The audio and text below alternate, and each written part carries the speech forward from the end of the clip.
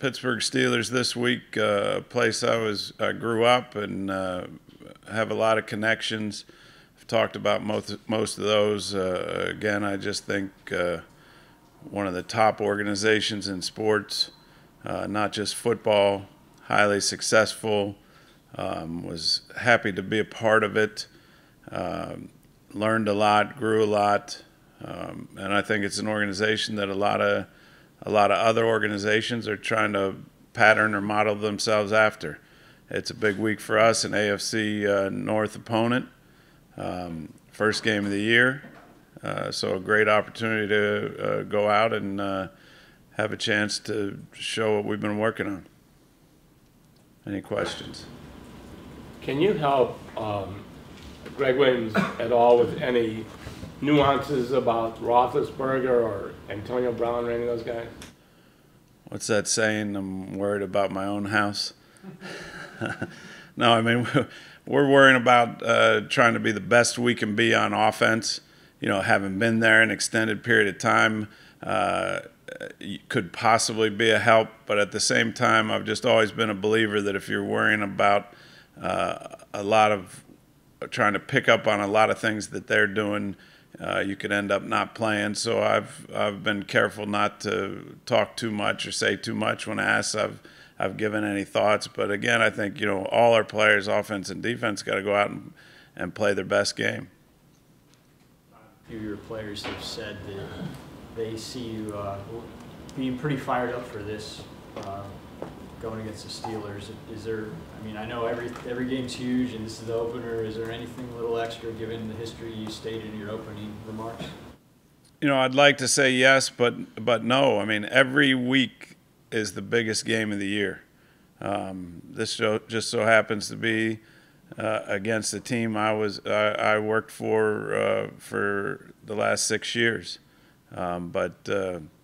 If every week is not the biggest game of the year to us as coaches and to the players, then it's probably not going to go the way that we want it to go week in and week out. So, again, we're just trying to make sure that every guy who has an opportunity to compete, is at his best. You probably know Connor as well as anybody in this building. If he ends up being the guy on Sunday, what We're going to does he talk do? about offensive players? Coach did. I'll stick to the defense. What was this rivalry like as a member of the Pittsburgh Steelers and now coming here to the Browns? How was this rivalry viewed in this building? I think it's a big one, and it's a big one in their building. The history of this series goes back a long way. As a young kid, I was at Municipal Stadium, feeling it shake and worried whether it was going to fall down. But, I mean, there's been a lot of great games played between these teams. And, and I think that just adds to it and what makes the NFL great. But, our focus, again, has to be to have our guys ready to go and play their best game. Would have that been in the 70s when you came as a kid? Would you come to every Browns game? No, but because it was close, I was able to tag along with my father a couple times. How much will Josh Gordon be involved in this game Sunday? Well, I hope he's involved a lot. He obviously is a big time talent. As I told him, we've been waiting on you. It's time. He's worked very hard when he wasn't here. Is very clear, from a mental standpoint. He's worked hard to get himself physically ready to go, and he definitely can help us. So, this is one of those 5-star matchups. Our best players have to play better than their best players for us to have a chance to come out on top, and he's one of our best players. So I would expect him to be involved. Did he ease some concerns? Did he ease some concerns that you might have had when he wasn't here for those 3+ weeks? That when he came back, he was more ready than you? There's some uncertainty there. I really try to focus on the guys that are here when they're here. He got back and had a setback physically. that everybody is aware of, and then he's got back out on the field and done his best to try to get involved. You feel like you help establish yourself for a future career in a sitcom with your kind of unexpected role in Hard Knocks? You know, I intentionally did not watch it because I did not want to be affected. You know, I really try to every day go out there and be me and coach hard and put everything I have into trying to get our team in a position to succeed, you know, our offense specifically. So, you know, but I definitely got a lot of texts and messages from all over the country, but I'm not real worried about that. From the standpoint, you have a reputation, not that we know you or just guessing on this and things we've heard from other people, you have a strong personality that comes across. Now we're getting to know you a little bit, but also a reputation, you know, with respect as to reputation, whether it means anything or not, for having difficulty getting along with some people. With everything that's going on, how have you gone about trying to fit in here as best you can? I can't worry about perception. You know, I'm a very competitive person that wants to succeed, and I think most places I've been, whether it's a position coach, a coordinator, a head coach, I've found ways to succeed or have guys that play at a high level that I'm coaching. For me, getting along with other people has never been at the top of my priority list. When you work for Bill Parcells for as long as I did, you better have your players ready to play. And they better play their best or close to their best when you're coaching them, or you won't be coaching for Coach Parcells for very long. So having come in under Bill and learned that way quickly that you wouldn't be around if your guys didn't perform the way they were supposed to and do their job the way they were supposed to, you know, that's a high-pressure situation to be in. So, you know, people can perceive whatever they want. I have some great relationships, coaches and players from my last 22, 23 years in this league, and that's what's important to me. We didn't know your dad. Did people tell you that you're like your dad, or do you feel like you're your father in a lot of respects? He says I'm more like my mother. But you know, my dad was one of the best in the business at doing what he did. He's very low profile, no ego involved ever. But when you're part of drafting, you know, 13 Hall of Famers, whatever the number is, you know, he's somebody that I've looked up to and still do, and I'm very grateful to have as a father and as somebody to listen to me and answer questions and give advice to me.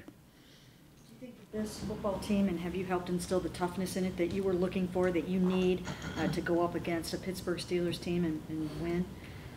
Well, we'll see. You know, we're a work in progress like 31 other teams. You know, in this league, you know, you're not a finished product. You better be getting better each and every week. This is the first game of the season, and regardless of the result, you know, we need to continue to get better. You know, 2 weeks from now, we need to be better than what we were this week, because if you're staying the same and you're not getting better, you're probably not going to be one of the teams in the end that has a chance to compete. Where do you think the left side of your line is, and is it concerning at all that it wasn't 100% set going into the first preparation week of the season? You know, anytime you lose somebody like Joe Thomas, you know, that's a big hole to fill. You're talking about one of the better left tackles ever. You know, but I like the guys we have. We've had a lot of moving parts, and most of it not a lot to do with us. You know, we've had guys that, whether they're injured or missing time, that have really prevented us from. Ideally, you'd like to be playing with the same 5 guys for all of OTAs, training camp, and throughout the season. And generally the teams that are able to do that and keep guys healthy are generally the successful teams in the end of the year. It doesn't often happen, but when it does, you probably have done pretty well for yourself. But, you know, through those moving parts, we've had additions through the waiver wire. Desmond Harrison missed an extended amount of time in training camp on top of already being a rookie and missing time in, immediately after the draft. The good thing is, Joel Bitonio is a guy that likes to play football and likes to play it at a high level. So that's what gives comfort to me. What has Desmond shown you since he's been back from that injury? He's got ability. He's got a chance to play in this league. But again, he's got to show us that he can be dependable on a down in and down out basis and a week in and week out basis. Accept that you have plenty of experience and know what you're doing, and accept that there are a lot of interesting parts from player to player on the offense. You still have to get past the element of you got a lot of moving parts you have to put together that have been together for the first time for this team to succeed, which seems very difficult. How are you going to do that? Just do it the way that I've done it throughout my career and the way that I've been taught to do it and seen, and the ways that I've seen success happen. And, you continually try to get better on the field. You can continually try to get better from a personnel standpoint, which John and his group have continued to work at and try to help us. And then you got to coach the heck out of them on a full-time basis, and they better be developing and getting better, and your coaches better be getting better. I will say that when you come in and you change a lot for a lot of different people, coaches included, credit to the coaches. It's been fairly seamless from a logistical standpoint, and there's a lot of things that go into this. Excuse me, a lot of things that go into not only, getting ready for training camp, getting ready, playbooks, all the different things that go on, and on top of, a whole group of players having to learn a new language. It's a big job, but I'm not letting go of the rope. I tell everybody all the time, I will refuse to let go of the rope, and my goal and our offense's goal desire is to win and win a bunch.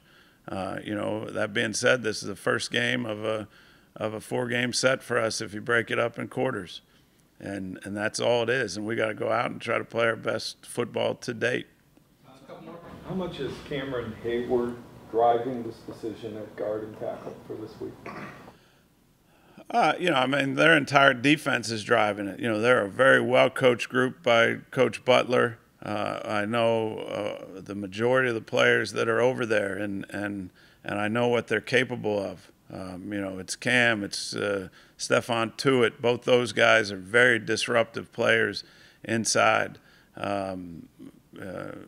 Two outside, Bud and TJ, young developing outside backers that look like Steeler linebackers. Vince Williams, is a high-level inside backer. Their corners, they've put the time and our draft picks and money into it. Artie Burns looks like he's getting better and better. Sean Davis, Joe Hayden, you all know very well. They acquired a young guy that looks like he's playing a bunch. They got a good group, and it's not just the left side of our line. The 11 guys playing each snap need to, I keep stressing it, need to play close to their best, and we need to have young guys that contribute and do their job and know what to do. So, we gotta play a good game against this group. There's no doubt about it. One of those young guys is Antonio Callaway. We just talked to him, and he says he's not going to be nervous at all or anything. Do you think is he ready for a game like this? He's played in some big games. You go to the University of Florida and play football, you understand what big games are. Everybody's a little different. There's guys that are 10 years in the league that are throwing up before pregame, like you could set your clock by it. And guys you would never think would be throwing up before pregame. But and other guys, are cool and calm, and it doesn't seem to faze them. It never gets old for me. I know I'm nervous before every game, but either way, it's everybody's routine. That's one of the critical things that good teams do is they stay in their routine and they don't waver, and they just continue to get a little better every day. What's What's your overview of how Tyrod Taylor's come in here and taken a major leadership role with this team, learned your offense, and what are your expectations for him? My expectations are high. You know, it's well documented. I've said it. Everybody said it, I think. I mean, this guy's come in and gone in head first with no hesitation. He's all in. He works his butt off the field. He works his butt off on the field. He's a very good communicator, which is very critical at that position, obviously. And he's got ability to throw the ball, run the ball. He's very smart, which helps us in the run game. You know, he's got to make a lot of decisions there, you know, getting us out of bad runs and into good runs. So my expectations are high. I think that, you know, my hope is that we haven't seen the best of Tyrod Taylor. I know you didn't watch Hard Knocks, but they showed Antonio Callaway talking to Antonio Brown, and they developed a relationship. What kind of great advice could Antonio Brown give Callaway as he starts this kind of NFL journey? Hey, when we were talking about taking Callaway, I was already working Antonio hard. So, you know, they're from similar areas, know each other. So if you have somebody to look up to and try to pattern yourself off of, there's nobody better than Antonio Brown. So, if he could get a quarter of the stuff that AB's doing to make sure he's in his best position to succeed, you know, he'll be ahead of the game. So just happy that I like to see that. I like to see other guys, even when they're not on the same team, look out for guys they like, and I think it's a good thing. What kind of difference can John Dorsey make as a tone setter? Just keep getting us good players. That's what I tell him. He says, I'm never happy, you know, and I go, just get us another one. You know, he just, everybody has their role in a successful organization and team, and his obviously is a big one, and excited about working with him.